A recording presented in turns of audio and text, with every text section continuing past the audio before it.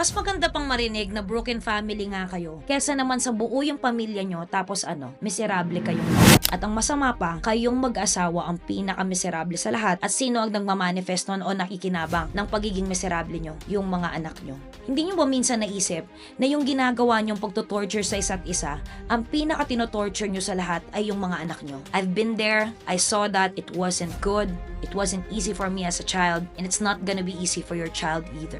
Bakit natin to pinag-uusapan ngayon? I'm always about having a complete family. Basta masaya yung mga tao sa loob nito. Minsan kasi hindi na pinag-uusapan to eh. At madalas sa madalas, ina-advocate tayo lagi ng buong pamilya kahit na miserable na yung nanay o yung tatay. Hindi naman ang mga babae lang ang naaalipusta sa loob ng relasyon, kahit yung mga lalaki din. That's why I advocate na kahit pa broken family kayo, basta masaya kayo. Pwede naman tayo magkaroon ng co-parenting eh. Marami kayong makikitang ganyan.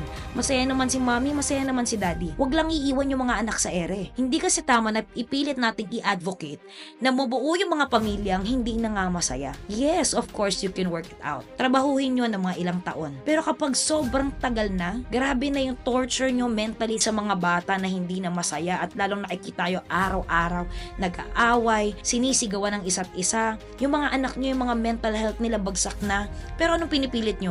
Yung buong pamilya? Are you even really thinking about the family? O iniisip nyo na lang yung sasabihin ng ibang tao? If you really advocate for your children, then maybe you should think again. Para sa amin ba to? Para sa ibang tao? O para sa mga anak namin?